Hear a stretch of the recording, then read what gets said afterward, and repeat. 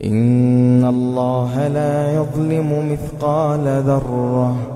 إن الله لا يظلم مثقال ذرة وإن تك حسنة يضاعفها ويؤت من لدنه أجرا عظيما فكيف إذا جئنا من كل أمة بشهيد وجئنا بك على هؤلاء شهيدا يومئذ يود الذين كفروا وعصوا الرسول لو تسوى بهم الأرض ولا يكتمون الله حديثا يا أيها الذين آمنوا لا تقربوا الصلاة وأنتم سكارى حتى تعلموا ما تقولون ولا جنبا إلا عابري سبيل حتى تغتسلوا وإن كنتم مرضى أو على سفر أو جاء أحد منكم من الغائط أو لامستم النساء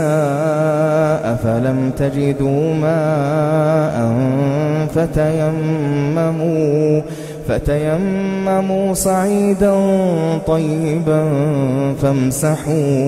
فامسحوا بوجوهكم وأيديكم إن الله كان عفوا غفورا ألم تر إلى الذين أوتوا نصيبا من الكتاب يشترون الضلالة ويريدون أن تضلوا السبيل والله أعلم بأعدائكم وكفى بالله وليا وكفى بالله نصيرا من الذين هادوا يحرفون الكلم عن مواضعه ويقولون سمعنا وعصينا واسمع غير مسمع وراعنا ليا بألسنتهم وطعنا في الدين ولو أنهم قالوا سمعنا وأطعنا واسمع وانظرنا لكان خيرا لهم وأقوم ولكن لعنهم الله بكفرهم فلا يؤمنون إلا قليلا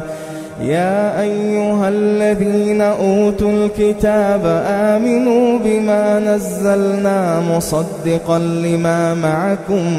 من قبل أن نطمس وجوها